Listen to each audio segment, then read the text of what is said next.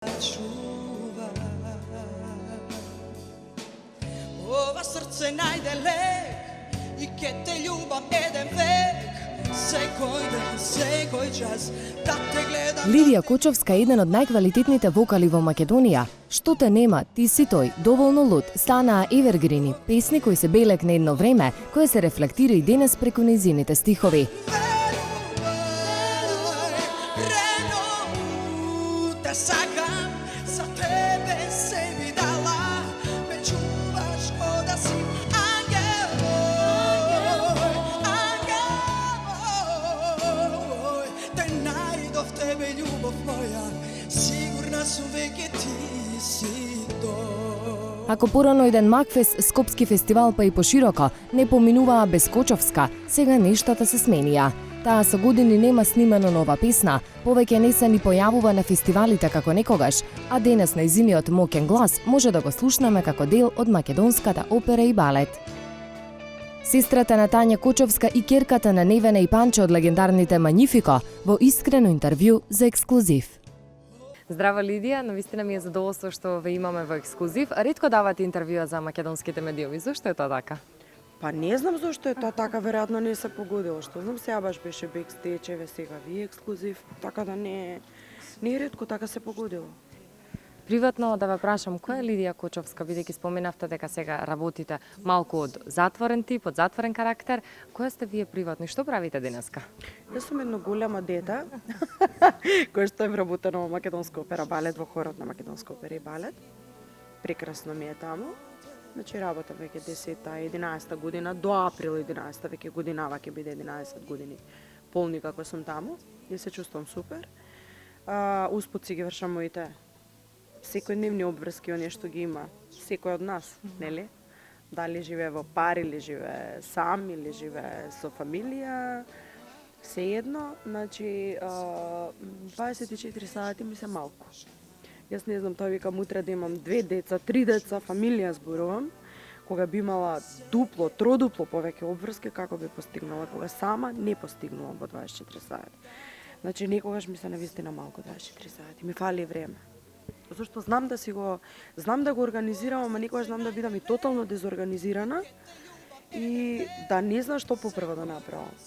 Кога сме кај времето, ќе ве навратам години наназад со Ти си тој, една од песните која што стана вистински евергрин. Дали може би има некаква приказна околу тој хит? Само таа песна од сите мои има приказна, сите имаат своја приказна, меѓутоа конкретно за таа јас имам дадена сугестија.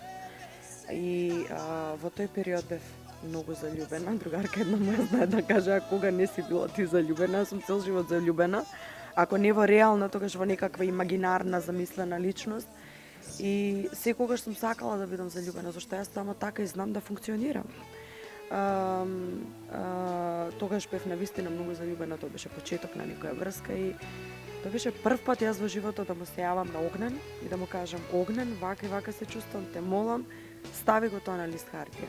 Така да и што те нема претходно и доволно луд, после тоа секогаш ги мешам годините кога се излезени, меѓутоа Ти си тој доволно луд се многу блиску, нели?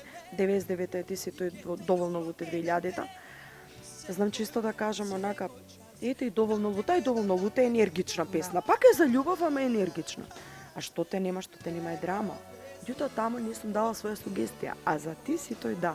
Ти си тој мојата реална приказна, неверојатно заради тоа и толкав белек остави, заради тоа што јас во моментот сум се чувствувала така. Огнен ги пренел моите чувства на лист хартија, јас сум ги отпеала, значи сум ја внела душата во тие зборови. Дали може да очекуваме некој нов хит од тебе, да се вратиш на поп сцената?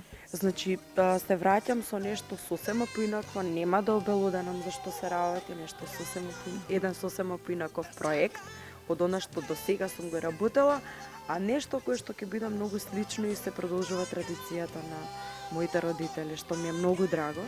Значи, ќе го има оној призвук. Призвук, уствари е баш звук на Манифико, така да се во една поинаква интерпретација.